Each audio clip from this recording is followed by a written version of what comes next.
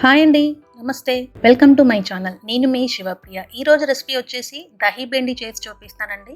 అది కూడా నా స్టైల్లో మీకు చేసి చూపిస్తున్నానండి. కూరలు ఏమి తినబుద్ధి కానప్పుడు ఇంట్లో బెండకాయలు ఉంటే చక్కగా ఈ దహి బెండిని చేసేసుకోవచ్చు. చాలా టేస్టీగా, చాలా సింపుల్గా కూడా ప్రిపేర్ చేసుకోవచ్చు.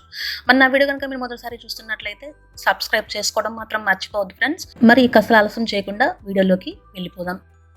ముందుగా ఒక 200 గ్రామ్స్ బెండకాయలు తీసుకున్నానండి. వీటిని మంచిగా క్లీన్ చేసుకుని, లేత బెండకాయలు చిన్నవి తీసుకుందామండి. దీన్ని ఇటుకొన కట్ చేసేసుకుంటే మంచి షేప్లోకి వస్తాయి అనమాట. ఈ విధంగా సమానంగా అన్ని కట్ చేసుకోవాలన్నమాట. చూసారండి, ఈ విధంగా అన్ని సమానంగా వచ్చేటట్టు చూసుకోవాలి. నేనైతే ఈ విధంగా కోసాను, మీకు కావాలంటే ఇంకా చిన్నగా కూడా కోసుకోవచ్చు.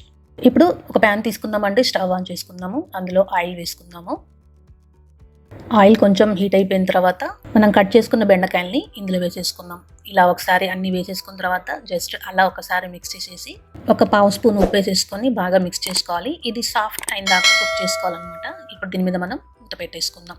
మూత పెట్టిన తర్వాత కూడా మనం కలుపుతూ ఉండాలండి, లేకపోతే అడుగంటుతాయి కాబట్టి. చూసారండి, ఈ విధంగా సాఫ్ట్ అయిపోయాయి అనమాట. ఒక్కసారి మిక్స్ చేసుకొని ఇందులో లైట్గా కొంచెం ధనియాల పొడి, అదేవిధంగా కొంచెం వేయించిన జీలకర్ర పొడి వేసేసుకొని ఒకసారి అలా మిక్స్ చేసేసుకొని స్టవ్ ఆఫ్ చేసేసుకుందామండి. మరి నేను వీడియోలో చెప్తుంటాను కదండి, లైక్ చేయండి, షేర్ చేయండి, సబ్స్క్రైబ్ చేయండి అని. అలా ఎందుకు చెప్తానంటే, మీరు లైక్ చేయడం వల్ల నా వీడియో అనేది మరికొంతమందికి షేర్ అవుతుంది. దయచేసి లైక్ చేసి కామెంట్ చేయండి. ఒక 200 గ్రామ్స్ పెరుగు తీసుకున్నానండి నేను. ఫ్రెష్ పెరుగు అయితేనే బాగుంటుంది. ఒకసారి మొత్తం చిలకరించుకోవాలన్నమాట. ఇందులో కొంచెం పసుపు వేస్తున్నాను, అదేవిధంగా కొంచెం ఉప్పు వేసాను. వేసుకున్న తర్వాత బాగా కలుపుకోవాలన్నమాట.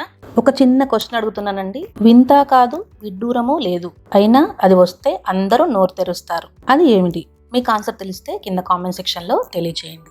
మళ్ళీ ఒకసారి ప్యాన్ పెట్టుకుందామండి. కొంచెం ఒక 2 or 3 టేబుల్ స్పూన్స్ ఆయిల్ వేసుకుందాం. ఆయిల్ కొంచెం హీట్ అయిన తర్వాత ఒక 2 స్పూన్స్ తాలింపు గింజలు వేస్తున్నానండి. తర్వాత కొంచెం కరివేపాకు, ఎండుమిరపకాయలు, కొంచెం ఇంగువ వేసేసుకొని సన్నగా తరుక్కున్న పచ్చిమిరపకాయలు ఇందులో వేసేసుకుందాం. మంచిగా మిక్స్ చేసుకొని మంచిగా వేగిపోయిన తర్వాత 3 లేదా 4 ఎల్లుల్లిపాయలు వేసేసుకుందామండి. ఎల్లుల్లిపాయ రెబ్బలు వేసేసుకుందాం. మంచిగా వేగిపోయిన తర్వాత స్టవ్ అనేది ఆఫ్ చేసేసుకుందాం. ఇందాక మనం పెరుగు కలిపి పెట్టుకున్నాం కదండి, అందులో ఈ బెండకాయ ముక్కల్ని వేసేసుకుందాం. మనం పెట్టుకున్న తాలింపుని కూడా ఇందులో వేసేసుకొని బాగా మిక్స్ చేసుకోవాలన్నమాట.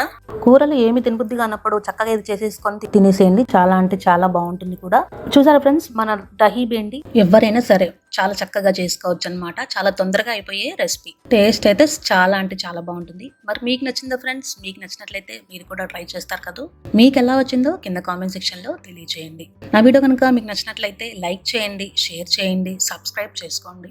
మరి నెక్స్ట్ రెసిపీ తోటి మళ్ళీ కలుద్దామా ఫ్రెండ్స్? అంతవరకు సెలవు. Thank you friends, support us.